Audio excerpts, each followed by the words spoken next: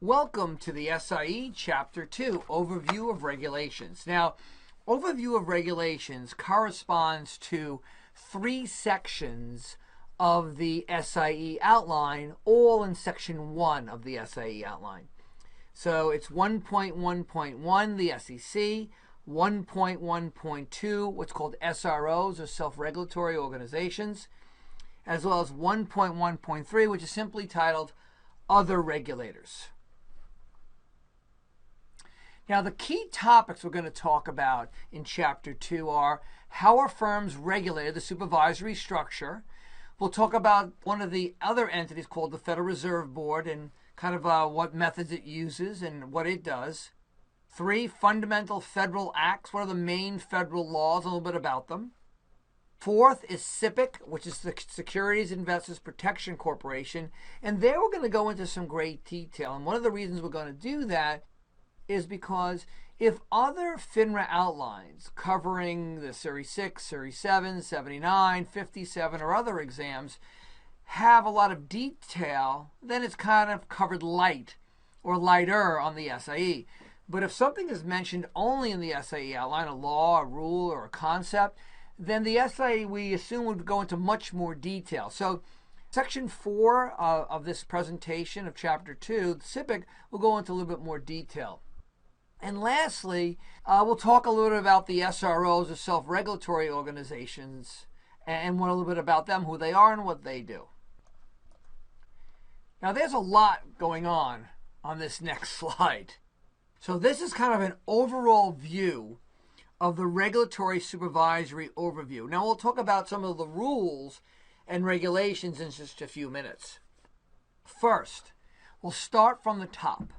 The SEC, Securities Exchange Commission, is a U.S. government agency. So if you work for the SEC, you work for the federal government.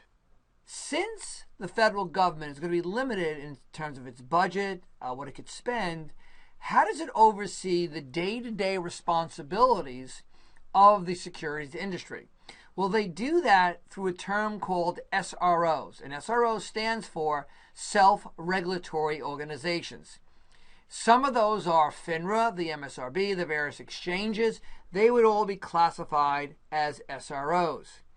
Now, the SEC's jurisdiction is any financially related or securities related transaction, as long as one of those parties is in the United States. So the SEC would not have jurisdiction. So if 2 foreign broker-dealers executed a trade, even if a U.S. security like a Microsoft, on a foreign exchange, so if a brokerage firm in Paris and a brokerage firm, let's say, in the UK, bought or sold securities in Europe or in Asia, that would be outside the jurisdiction of the SEC.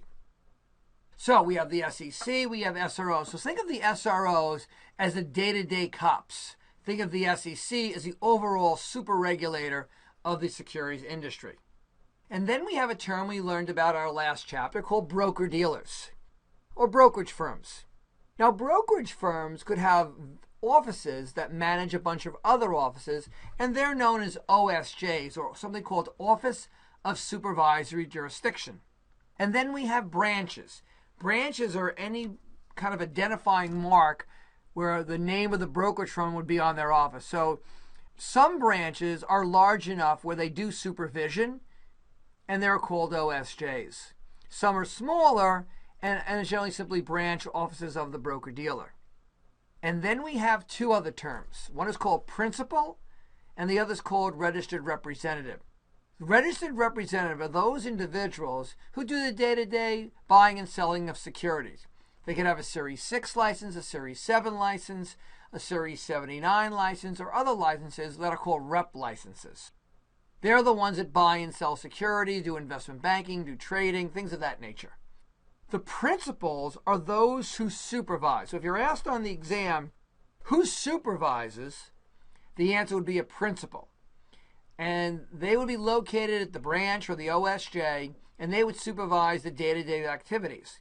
So again, the term SRO refers to self-regulatory organization. The SEC would not, I repeat, the SEC would not be considered an SRO And most SROs are there to design or promote fair and equitable trading practices among the members. So think of these SROs as member organizations you're required to join in order to participate in the securities industry. Now, some of these SROs we'll talk about a little bit more in detail later on in this presentation. Let's move on and talk about some other regulators. The Federal Reserve Board. The Federal Reserve Board is sort of an independent agency of the U.S. government. It's really our central bank.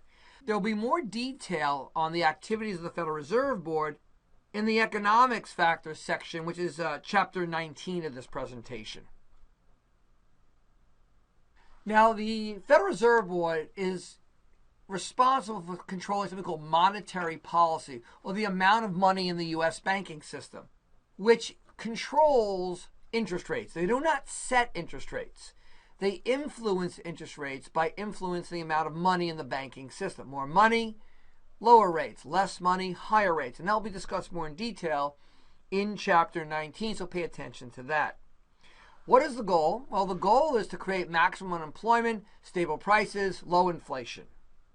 What are the four main tools of the Federal Reserve Board? What do they do?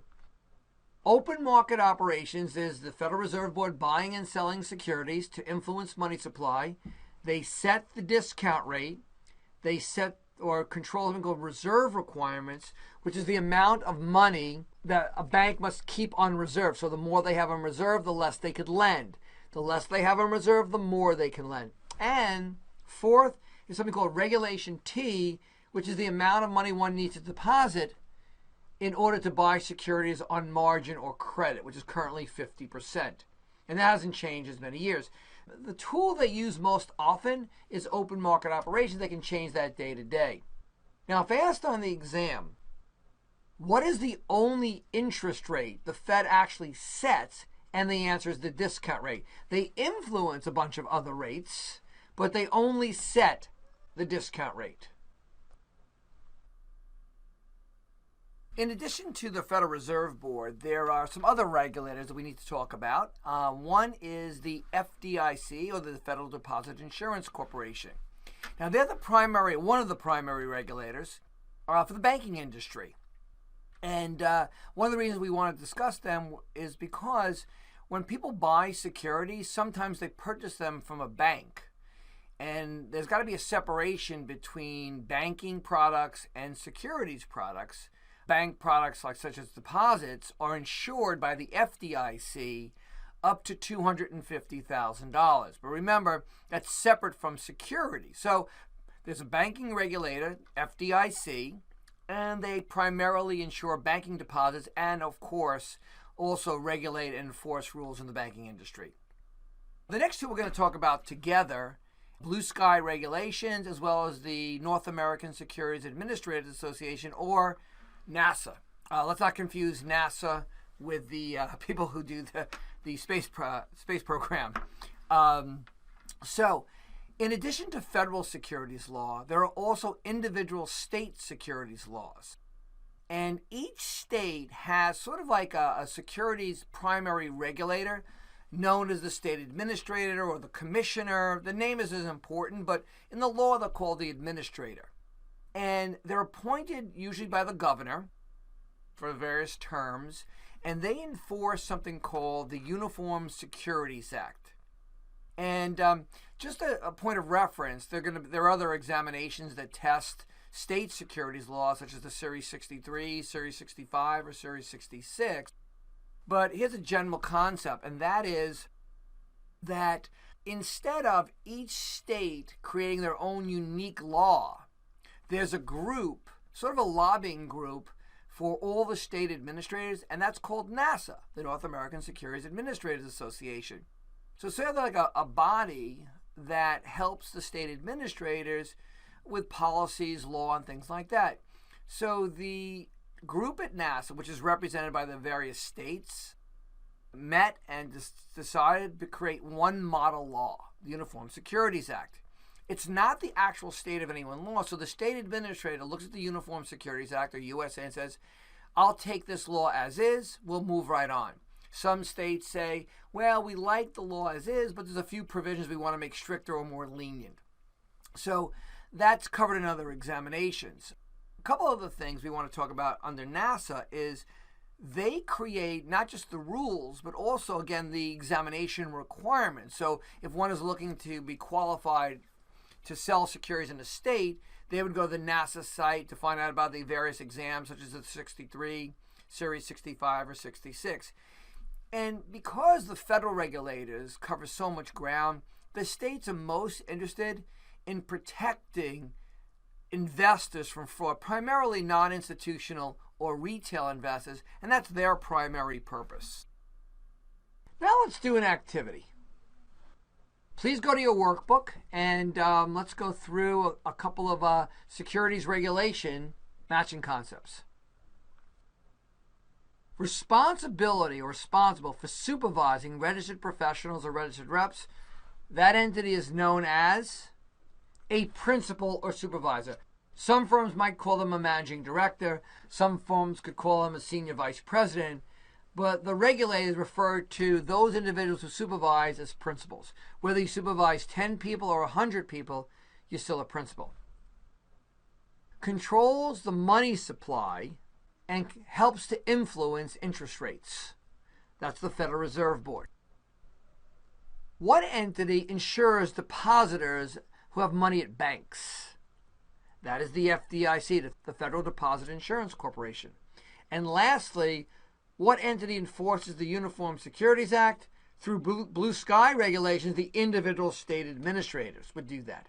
So again, little matching concept, a couple of items that are important. Remember, definitions are very important for this examination, because if you're going to receive a question where the term is either mentioned in the stem of the question or mentioned as one of the choices, you have to be able to rule out what choices are not relevant. So if there was a question regarding bank deposits, well, the FDIC could be one of the answers, but so could the SEC, the various SROs. That would be wrong or incorrect choices. So again, it's important to know these various definitions. I remember years ago visiting the home of FDR and seeing something about the 4 main federal securities law.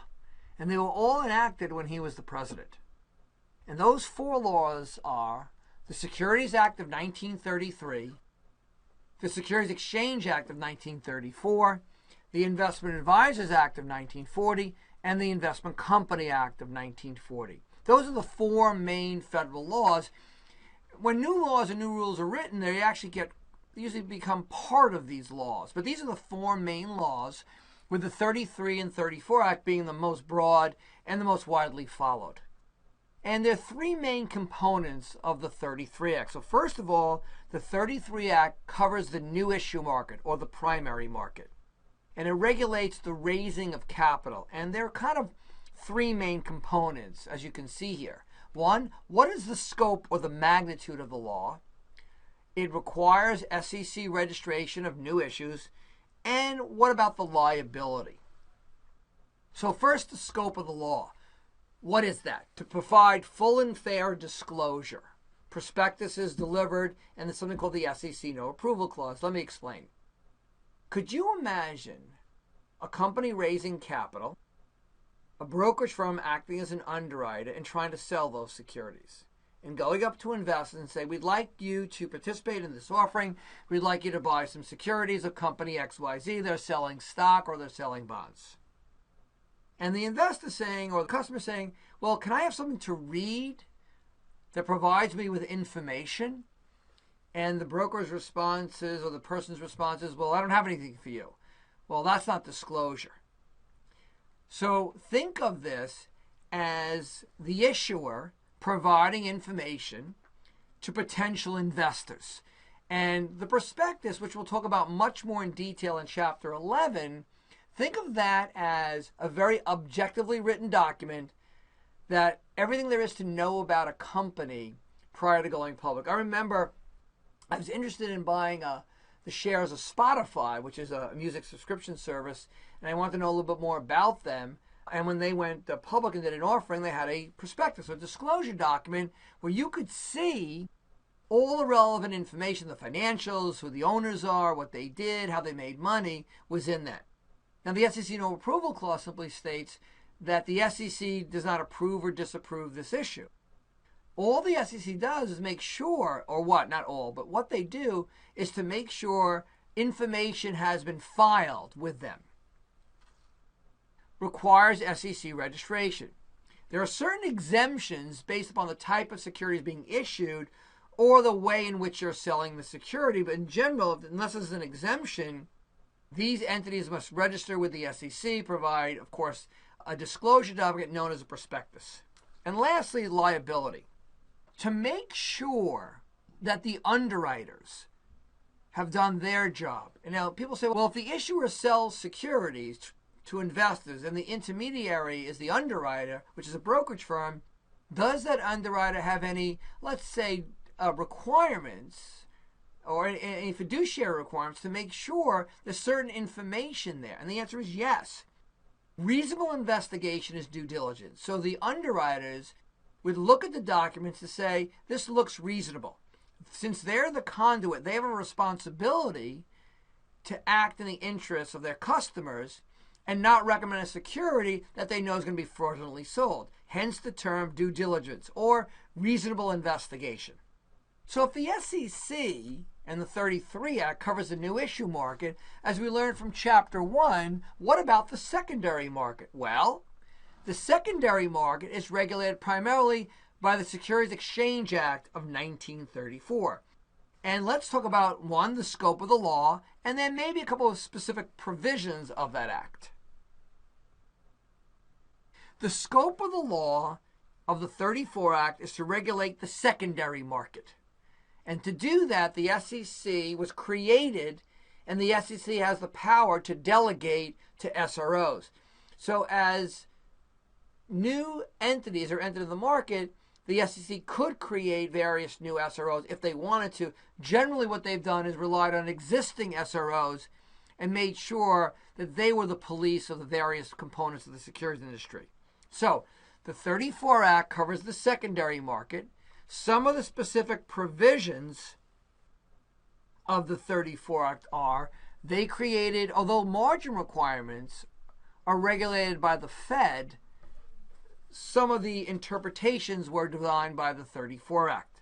Broker-dealers and their registered reps are required to register with both the SEC and an SRO. That's in the 34 Act.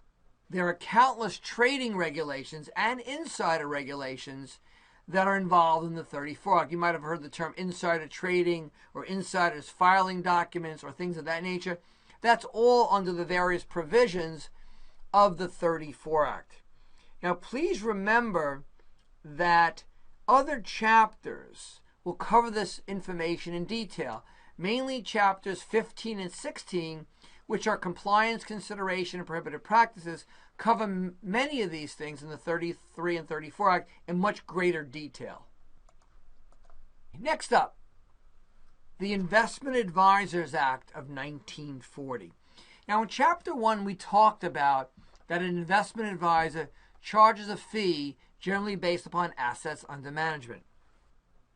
But what makes an entity an investment advisor? So a firm or an individual could be defined as an investment advisor if they meet what's called the ABC test. Let's talk about that. What is the ABC test? They have to provide advice about securities, even including asset allocation. And asset allocation, although it's not recommending individual securities, it might say 60% of your money should be in equities or stocks, 30% could be in bonds or fixed income or debt, and the other 10% in other things. B, it's got to be part of your business. And C, what good is a business or providing advice if you can't get compensated? In order to be defined as an investment advisor, you would need to provide advice about securities, be in the business of doing so, and receive extra or additional compensation for doing that. So, for example, if someone provided advice about something that wasn't a security, they wouldn't meet even the A test. If they provided advice about securities, so if a friend of mine said to me, hello, I think you should be investing in these stocks, and gave me advice about securities, but wasn't in the business of doing so and wasn't getting compensated, they're simply a friend providing advice, but they would not be considered an investment advisor. Now, this is an important concept for the exam. The investment advisor definition also includes firms that manage something called a wrap account. And a wrap account is where you collect one fee providing advice and executing transactions. So at some firms, they would charge you commissions and a fee. And what some firms decided to do was charge one fee, let's say 1, 2, or 3%, and that would include transaction costs as well as advice. And they refer to that as a wrap account. And many professional money managers and many financial advisors do just that. Instead of buying and selling individual securities, they provide advice for a fee and also include the transactional compensation as part of that fee. And many of them are required to take other exams that might be administered by the states, let's say the Series 65 or the Series 66 exam. Now, in addition to this slide, we have one other slide on investment advisors, and that is the exclusion. And what does that mean? The exclusion term means if a person provides advice about securities, is in the business of doing so, and gets compensated and meets the ABC test, they may be excluded primarily because it's part of their regular business. A broker-dealer could, if they're only providing advice about which securities to buy, and they only charge a commission, since they're already regulated as a broker-dealer, there's no need for them to also register as an investment advisory firm. Banks, saving institution, trust companies, because they're already regulated by a banking regulator, if they're not charging extra compensation, they would not be an investment advisor. And one of the things is, well, what's the big point about not being an investment advisor? Well, if you are an investment advisory firm, they would be regulated by the SEC. If you're not, you're regulated by someone else. And then you have a very important one. It's called the professional exemption. Lawyers, accountants, teachers, and engineers, sometimes called the late exemption. They get that exemption because it's incidental to their business. So, for example, a lawyer may provide advice about securities. They may be in the business of doing so and may be part of their fee. Same thing with accountants. But if they charge an extra fee specifically for that advice, then they would lose the exemption and be considered an investment advisory firm. So only if it's called incidental, if they charge a compensation for that advice and that advice exclusively, then they would lose the exemption and be considered an investment advisor. And last are publishers, the Wall Street Journal, Bloomberg, business magazines. Since they're providing advice about securities and simply charging a subscription basis, and they're not tailored to the individual because it's general advice, then they would also get the exemption. And if you don't receive one of these exclusions, you will be defined as an investment advisor and generally be required to register as such and then be under the jurisdiction of the SEC. Now, one more last point about securities regulators. And please make a note of this. The SEC has the power to regulate the securities industry and take action against civil penalties. Civil means simply a fine or suspension or expulsion from membership or being thrown out of the securities industry. They can fine you, but they cannot imprison you. So even though the law may talk about a number of years in prison, the SEC would not go to criminal court. If you're asked on the exam who would go to criminal court, it would be what's called the DOJ or Department of Justice. So if the SEC wanted to take civil action, they could do so. If they wanted to refer you to criminal action where imprisonment could be a penalty, then that would be taken up by the DOJ or the Department of Justice. Okay, next. The Securities Investors Protection Act, which created SIPC, Securities Investors Protection Corporation. Let's go through a couple of the bullet points. Please make a note of some of these. I could see possibly a few questions being asked on this concept of SIPC. SIPC is a non-profit corporation. It is not, I repeat, it is not a government agency.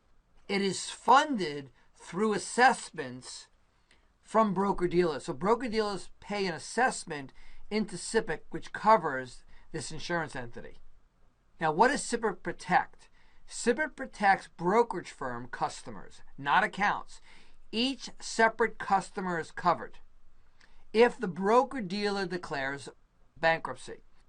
Now, a couple of points before we move on.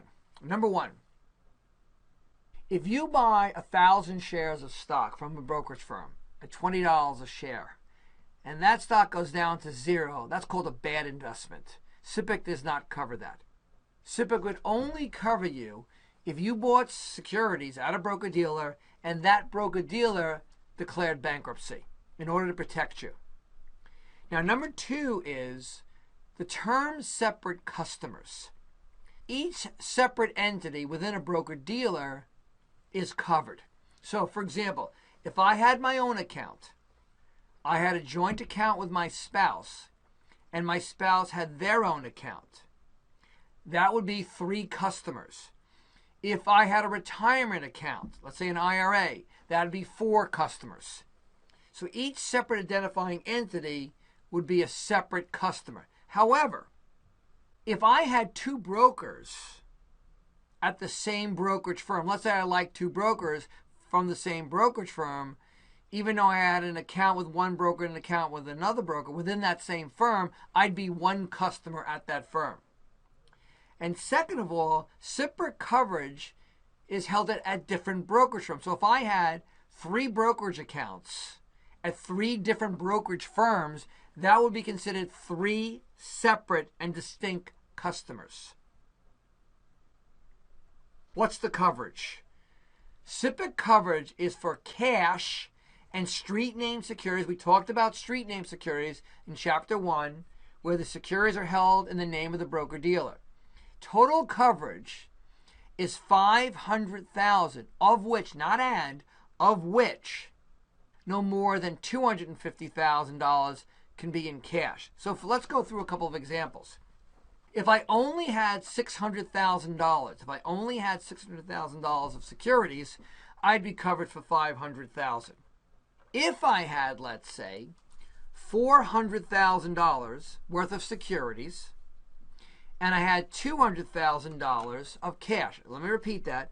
I have $400,000 of securities and $200,000 in cash.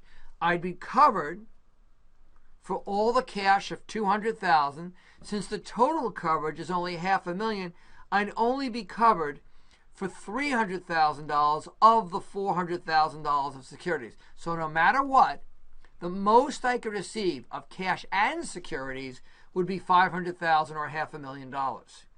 Now, what if the amount I'm owed exceeds $500,000?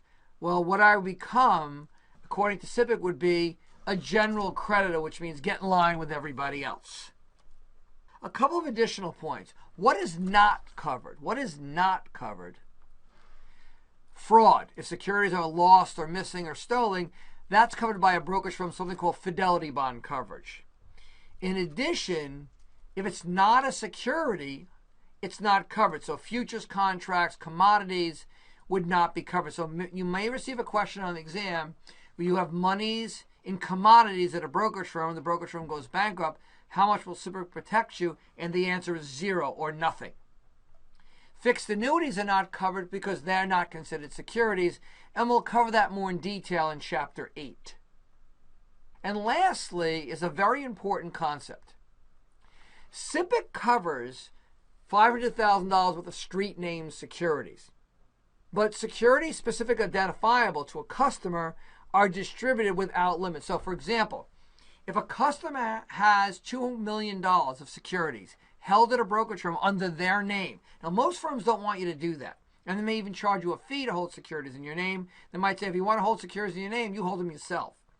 But if the firm holds those securities and it's $2 million and the customer's name is on those securities, they would be distributed to that customer because they have their name on it for the full $2 million.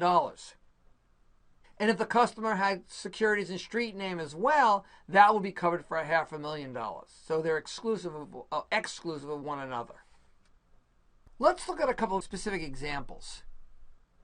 Let's go through 4 examples. Now remember, in these examples, we're going to assume separate accounts are held by Mary and Joe within the same broker-dealer. If Mary has a brokerage account in her name, Mary has coverage of up to $500,000, $500,000. Number 2, Joe has 2 brokerage accounts, each in his own name, at the same broker-dealer. For Joe's account under SIEChapter, Joe would be covered for $500,000 combined within the 2 accounts.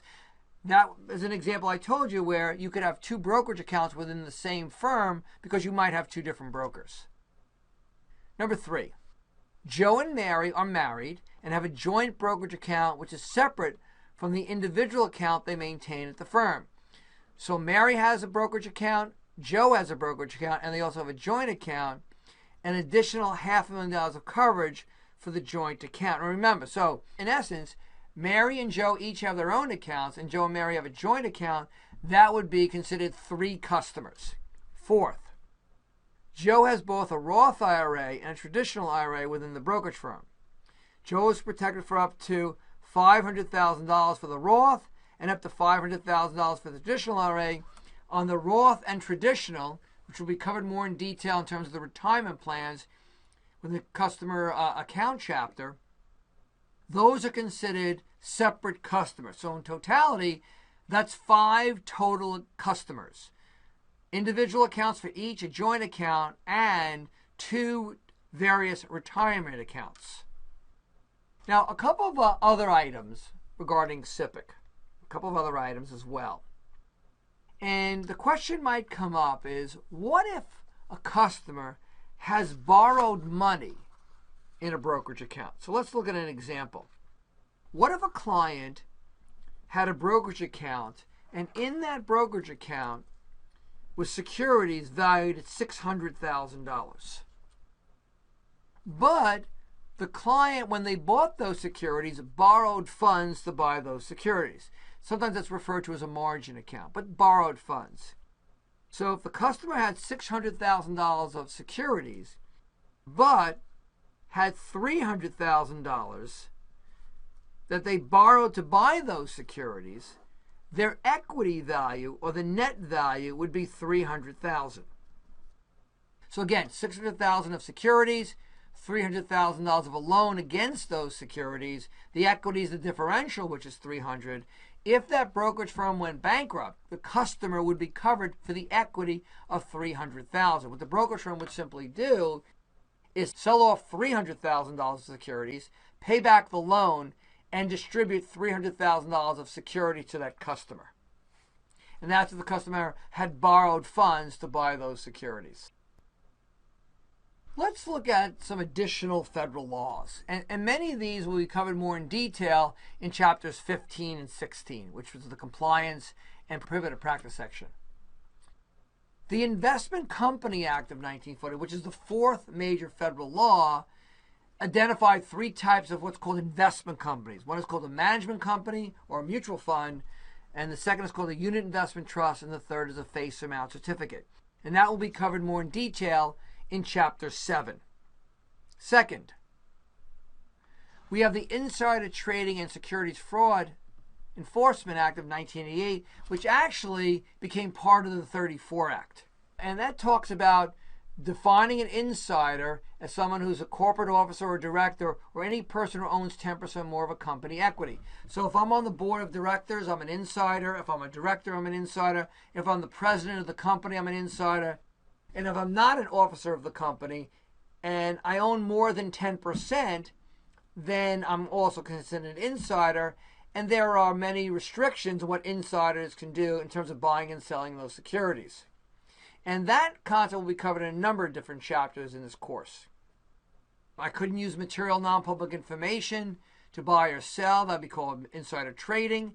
And both tipees, the person who gives the information, and the person who received the information could be in violation. So if I tell my friend of a pending merger because I'm on a director of a company and that person goes out and buys or sells, both the tipee and the tipor can be in violation of the law.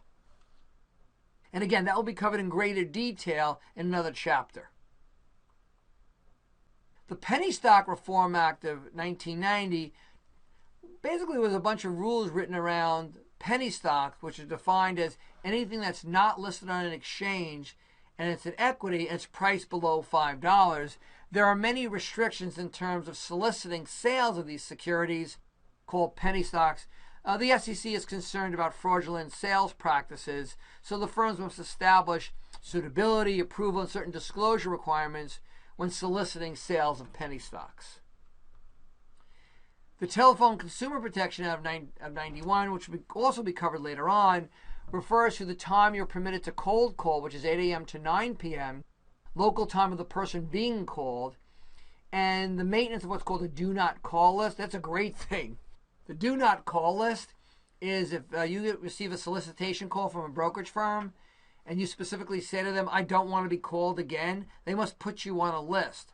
They're also required to take information from the national do not call list and periodically update their own list to make sure they don't call you. So that's a good thing if you don't like being called. And lastly is the U.S. Patriot Act of 2001, which establishes many regulations concerning AML, or anti-money laundering, and the filing of various reports on financial transactions. Sometimes if you go to a bank and withdraw more than a certain sum of money or deposit a certain sum of money or cash, the bank is required to file a report. Sometimes when you travel outside the U.S., if you're coming in the U.S. or coming out of the U.S. with more than a certain amount of cash, you're also required to file a report. And if you do something suspicious with cash, the financial institution has to file what's called an SIR, or Suspicious Activity Report. Again, many of these items will be covered in greater detail in other chapters, but it's nice to get an introduction to some of these federal laws. Now let's do an activity relating to what we just discussed. Please go to your workbook and let's go through this. Securities Act of 1933. Which lineup does that do of those 5 choices? And the answer is establish full and fair disclosure relating to new issues, or, put in your notes, the primary market. What about number 2? The 34 Act. Well, the 34 Act, look at the choices, requires registration of registered representatives and broker-dealers, along with many other things that we discussed. A lot of trading laws, but they're primarily regulating the secondary market. What about the Investment Advisors Act of 1940? Well, the Investment Advisors Act of 1940 uses the ABC test, advice concerning securities, the business of doing so, and compensation to determine whether you're an investment advisor, and if you are, you're subject to certain rules. What about the Patriot Act of 2001? That's responsible for implementation of AML, or anti-money laundering laws, as well as filing certain reports. And last but not least, Telephone Consumer Protection Act of 1991 limits unsolicited phone calls during specific hours of the day, 8 a.m. to 9 p.m. That's only for unsolicited calls. Your broker, who has an established relationship with you, theoretically can call you at 2 a.m. But someone cold calling you cannot call you at 2 a.m. We discussed the term SROs before, self-regulatory organizations. What is the main SRO? And the main SRO is FINRA, Financial Industry Regulatory Authority. And for those of you not familiar, there used to be 2 other main SROs. One was called the NASD, the National Association of Security Dealers, and the other one was called the New York Stock Exchange. Now, the New York Stock Exchange still exists, but its SRO responsibilities is basically incorporated into FINRA. In 2007, they merged those 2 entities to create FINRA. And FINRA is sort of like the local cop dealing with the securities industry, and every brokerage firm and its registered persons who want to transact business must become members. And once you are a member or member firm, those persons that work for the member firm are known as associated persons, and they are all under the FINRA jurisdiction. So think of FINRA as a club you must belong to by paying fees, taking exams, and they're the ones that created the SIE, as well as the rep exams and the principals exams, which many people take. But what are the four main pillars of the FINRA rules? Let's go through that. They are the primary SRO, yes, and there are four main categories: conduct rules, uniform practice code, code of procedure, or the COP, and the code of arbitration. Let's go through each of those. The conduct rules. They are primarily how brokerage firms deal with other brokerage firms and they deal with customers. It's one of the largest components. How do brokerage firms, how do they buy and sell and trade within the framework of the securities industry with the other firms, and how do they deal with customers? So that's a very important component. Number two, the Uniform Practice Code deals with some of the back office procedures, settlement dates, how you clear transactions to some degree. So they create certain standards in the industry that all the broker-dealers must follow among themselves. So they wouldn't have that much interaction, the Uniform Practice Code, with customers. That would mainly be the conduct rules. Now the COP. Now we mentioned that once you're a broker-dealer or an associated person of a broker-dealer, you have to obey their rules. Well, what if you violate one of their rules? Well, what is the procedure for how you take action? FINRA would have what's called the Code of Procedure, or COP. That's the process of how FINRA takes action against its member firm employees and the firms themselves who might violate a conduct rule or a Uniform Practice Code rule. And FINRA can fine them, expel them, but FINRA cannot imprison you.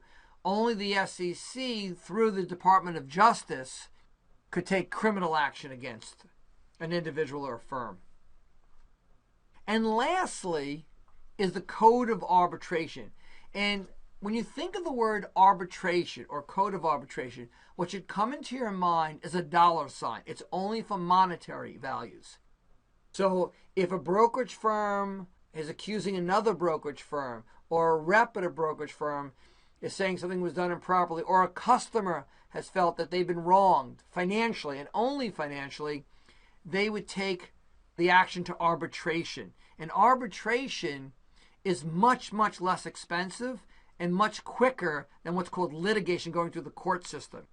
And one of the items is that arbitration is for monetary value. So it doesn't have to be a violation of a law. So if I'm a customer and I think my broker recommended unsuitable investments and I lost money, I could take them to arbitration, and then an arbitrator, and that could be a group of arbitrators, people outside or inside the industry, would determine if I'm owed any monies, and if so, how much.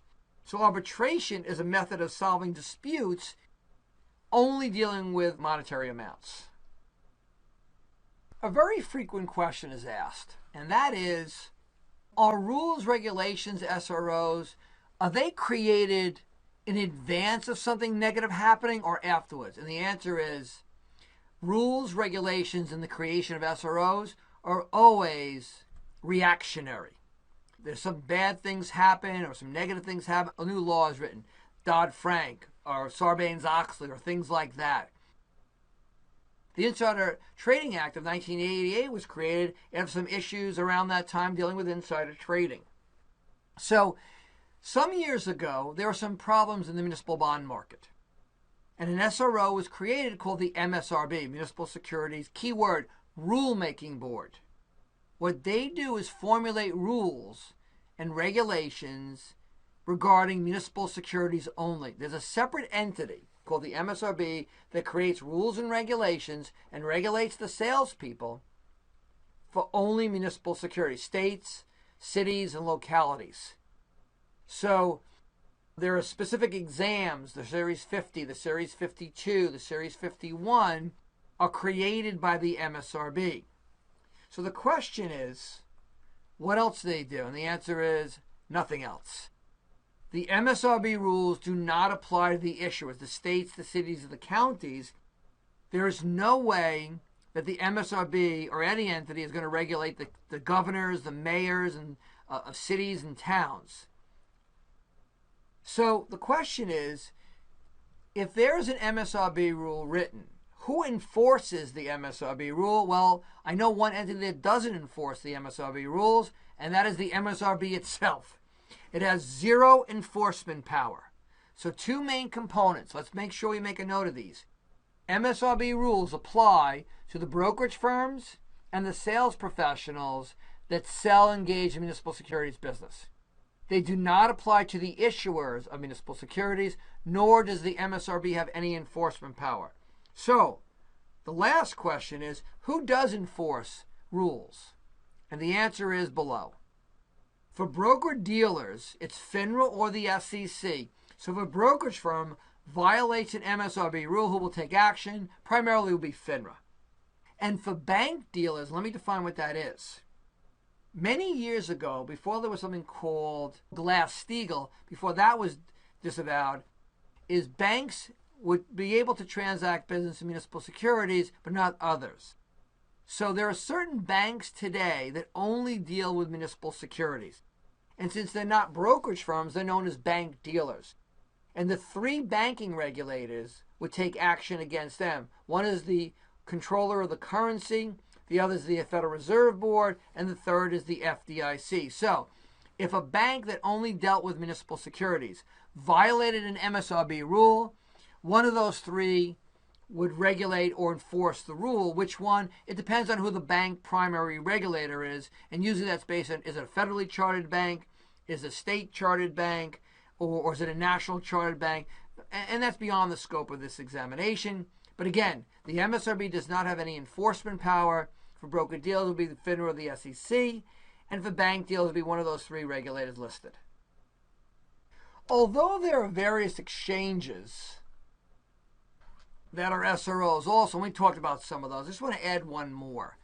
And that one is primarily listed in the SIE outline, and that's called the CBOE, Chicago Board Options Exchange, or what most people refer to as CBOE.